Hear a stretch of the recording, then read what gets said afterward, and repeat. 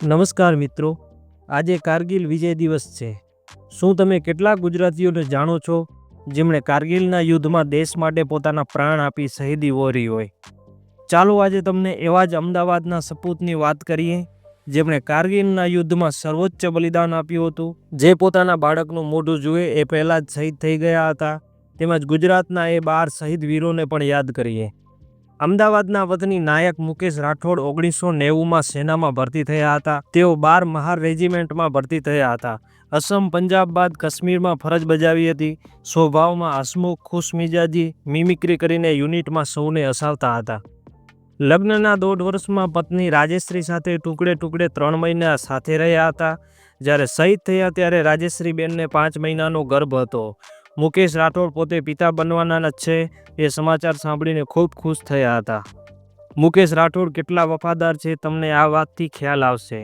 તે સમયે સેનામાં જેઓના લગ્ન થઈ ગયા હોય તેમને યુદ્ધ સમયે પાછળ રાખવામાં આવતા હતા. પણ મુકેશભાઈએ ક્યારેય યુનિટમાં કીધું જ નહીં કે મારા લગ્ન થઈ ગયા છે.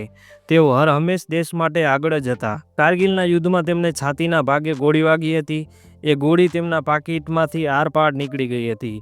મુકેશ રાઠોડ શહીદ થયા બાદ 20 દિવસ બાદ તેમના પરિવારને તેમની બોડી મળી હતી.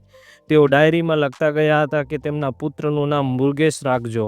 મુકેશ રાઠોડ ફરજ દરમિયાન ઓફિસરોની મિમિક્રી કરવી તેમજ તેમના હાથમાં માઇક આવી જાય તો તે સૌને હસાવતા. અમદાવાદમાં તેમના નામે એક ચોક રાખવામાં આવેલ છે. ભારત પેટ્રોલિયમ દ્વારા તેમના પરિવારને એક પેટ્રોલ પંપ પણ બનાવી આપવામાં આવ્યું છે. આજના દિવસે તેમને યાદ કરીને તેમણે આપેલ સર્વોચ્ચ બલિદાનને બિરદાવીએ. 26 જુલાઈ 1999માં ભારત પાકિસ્તાન વચ્ચે ખેલાયેલ કારગિલ યુદ્ધમાં 500 ઉપર ભારતના જવાનો શહીદ થઈ ગયા હતા, જેમાં ગુજરાતમાંથી 12 જવાનો શહીદ થયા હતા. તેમના નામ નીચે મુજબ છે. શહીદ જવાન અશોક જાડેજા જામનગર જિલ્લાના મેમાણા ગામના વતની હતા. શહીદ જવાન છગન બારિયા દાહોદ જિલ્લાના નાકડી ગામના વતની હતા. શહીદ જવાન દિલીપસિંહ ચૌહાણ સુરેન્દ્ર જિલ્લાના ટીકર ગામના વતની હતા. શહીદ જવાન ભલાભાઈ બારિયા પંચમહાલ જિલ્લાના ખટકપુરના વતની હતા. શહીદ જવાન હેન્દ્ર ગિરીશ સ્વામી જૂનાગઢ જિલ્લાના કોયલાણાના વતની હતા. શહીદ જવાન રમેશ જોગલ જામનગર જિલ્લાના મેવાસાના વતની હતા.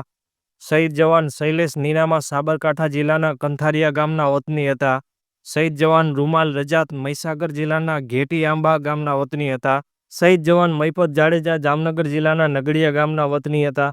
શહીદ જવાન દિનેશ વાઘેલા ખેડા જિલ્લાના નિરમાલી ગામના વતની હતા. શહીદ જવાન કાંતિ કોટવાલા સાબરકાંઠાના કિશનગઢના વતની હતા. મિત્રો, આ વિડીયોને વધુમાં વધુ શેર કરજો જેથી આપણા આ સૈનિકોને પણ લોકો ઓળખે.